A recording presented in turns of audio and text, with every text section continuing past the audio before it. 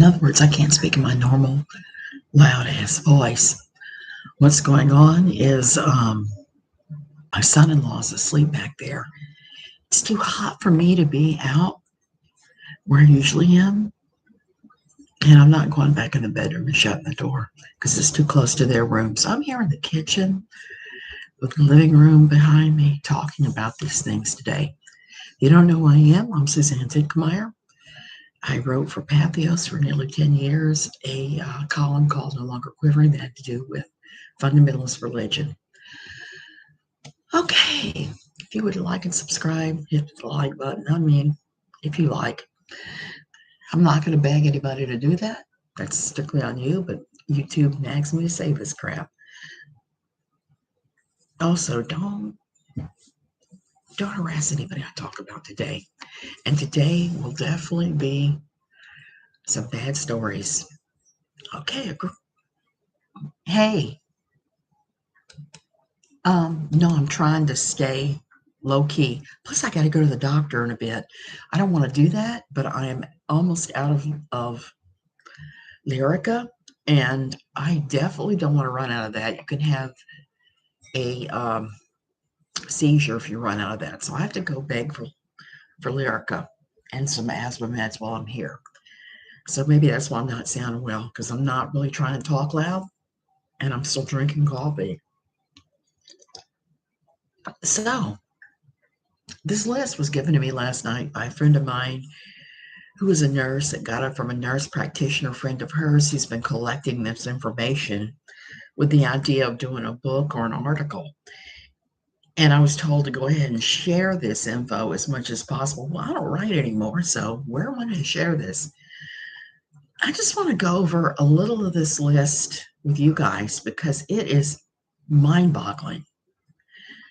I mean, I knew that yesterday when I heard that they were going to stop giving out, in some places, methotrexate for women with RA or lupus who were in childbearing years because it could create problems, that this was even worse than suspected. Hey, Bliss, I take methotrexate when the asthma's bad. It's a type of chemotherapy. And it works sometimes when it gets incredibly complex. And it just blows my mind that they're taking this away. Another thing been taken away besides regular old chemotherapy and radiation from women who may possibly conceive. They are going, I mean, completely out of the box. Bliss, I can't believe it.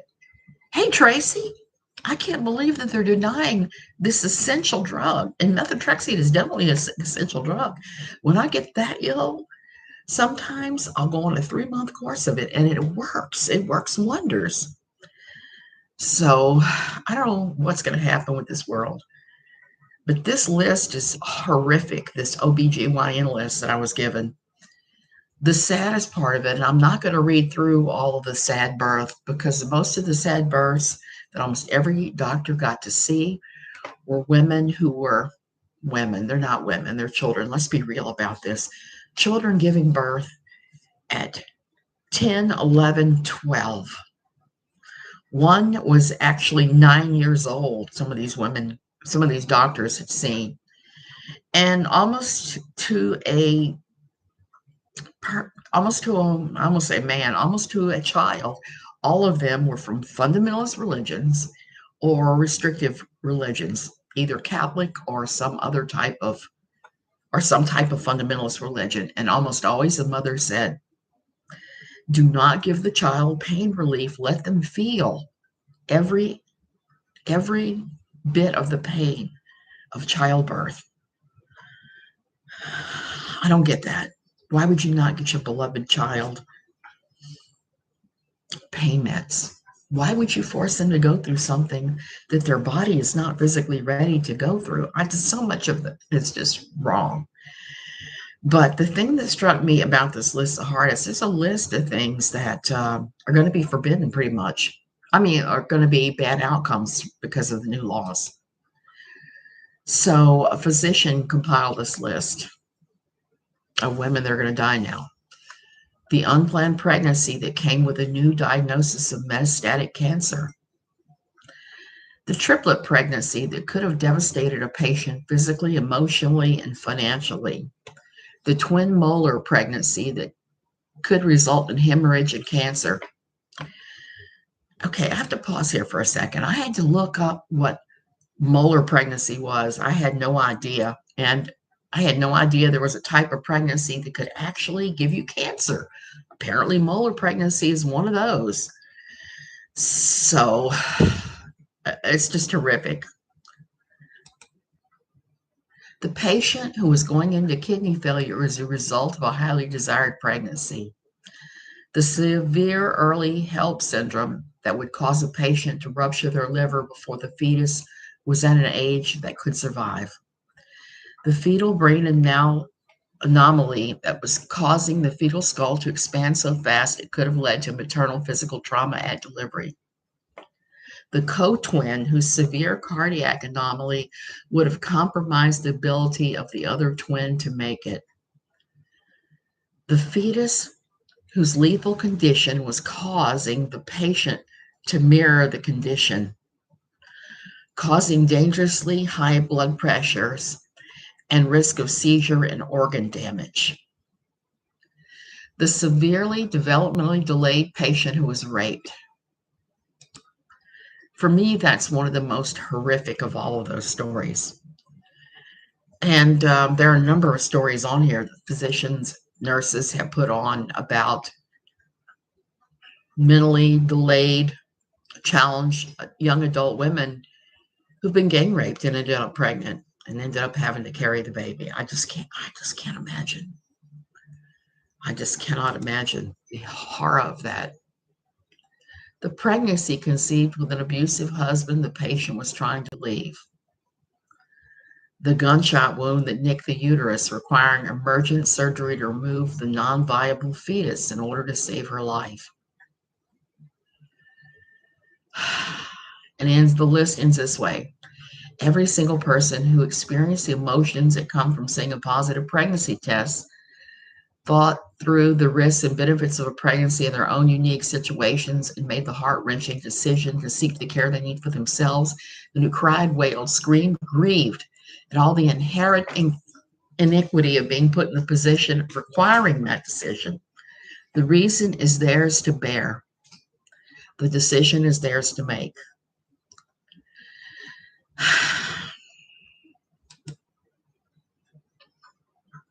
The six appointed to the Supreme Court had a single-minded focus on eliminating, they did. They had no thought to the unintended consequences.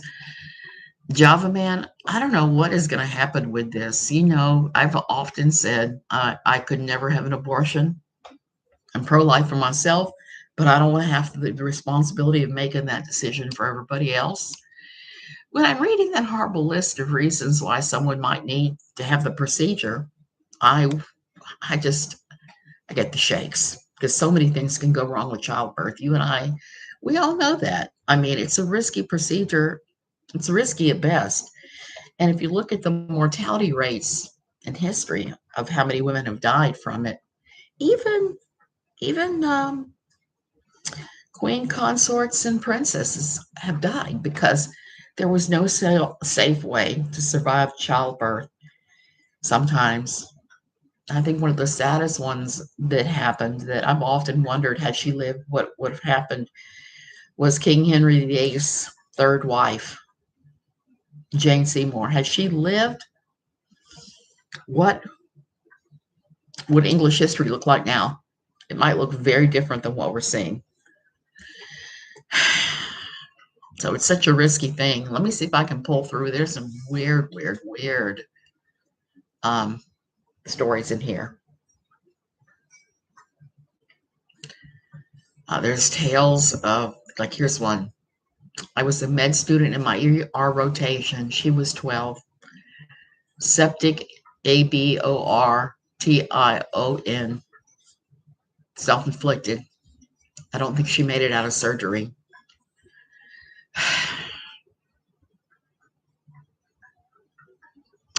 In my OBGYN residency, we had a patient admitted for sepsis with a knitting needle perforated her uterus. This was in a community that had an abortion clinic providing legal safe abortion. She couldn't afford contraception. She couldn't afford the abortion clinic. So she wound up in the ICU and nearly died.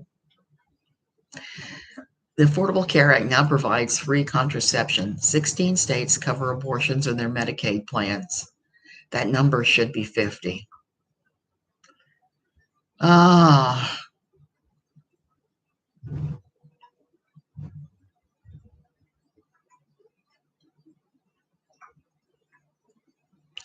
so many stories.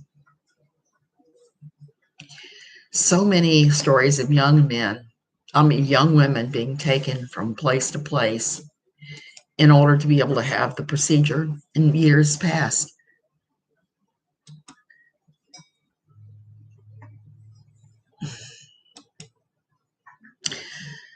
Java man, I think that's the problem. That's why I started talking to fundamentalists yesterday when they started making stupid religious and medical arguments instead of eviscerating them and beating them up with my tongue and my fingers.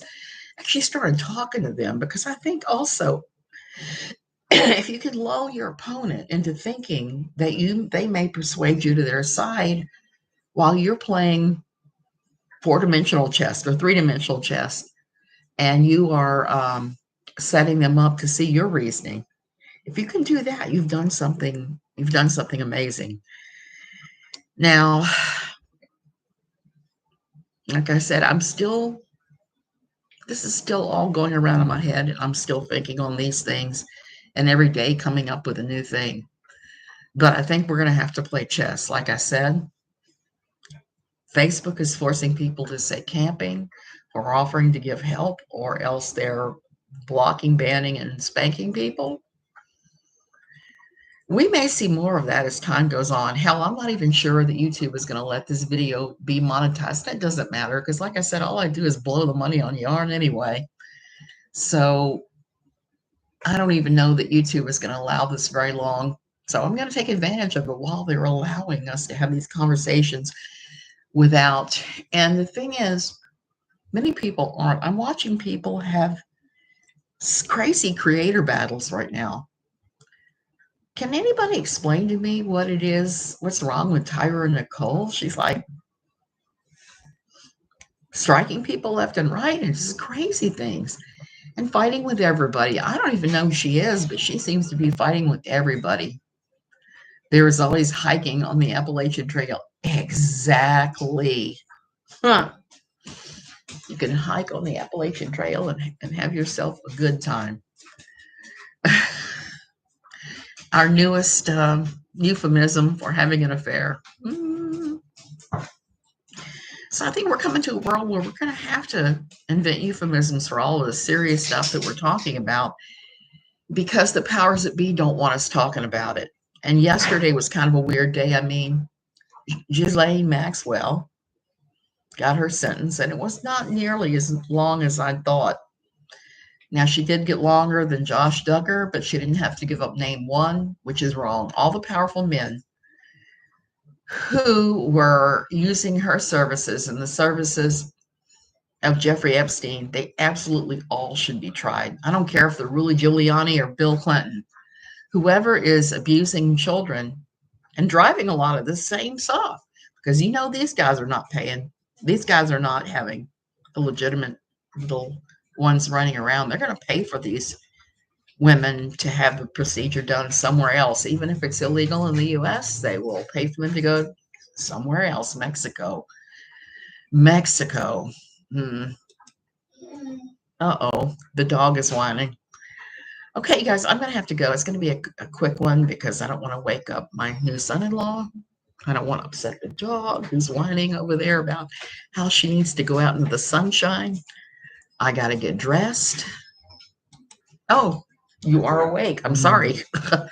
Yes, it's been 20 years having the prison staff watch your shower. They don't want a repeat of what happened last time. We're hoping they don't want to repeat. She should serve every day, and she should be forced to give up that list of people. R. Kelly was also given 30 years yesterday for his hijinks. I don't even know how you would call what he'd done. He was another one that was doing the CS, us, the SA to children. Another one that should be going to jail for the rest of his life. 30 years is simply not enough for some of these guys and some of the stuff they've done. Not at all. So, you guys, I'm going to go ahead and go. I got to get my ass to the doctor. I don't want to do it. The only positive is I should be able to beg him for a giant box of Zopanex, which is the best asthma drug of all time for me, and I can't get it in Costa Rica. I can only get, what is it?